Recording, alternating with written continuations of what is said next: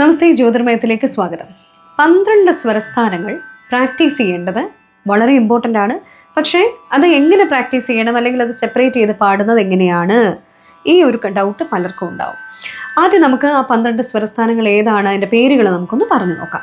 ഷഡ്ജം, ശുദ്ധ ഋഷഭം, ചതുർശുദ്ധ ഋഷഭം, സാധാരണ ഗാന്ധാരം, അന്തരഗാന്ധാരം, ശുദ്ധമധ്യമം, പ്രതിമധ്യമം, പഞ്ചമം, ശുദ്ധ ദൈവതം, ചതുർശുദ്ധി ദൈവതം, കൈശികി നിഷാദം, കാകളി നിഷാദം. ഇനി ഇതെങ്ങനെ പാടാം?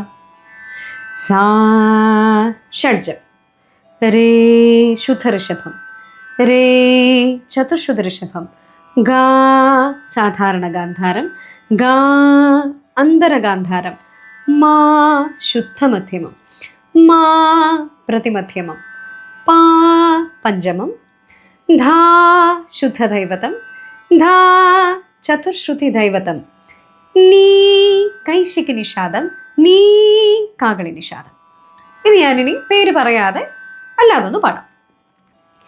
സാ രേ രേ ഗാ ഗാ മാ മാ പാ ധാ ധാ നീ നീ സാ സാ നീ നീ ധാ ധാ പാ മാ മാ ഗാ ഗാ രേ രേ സാ.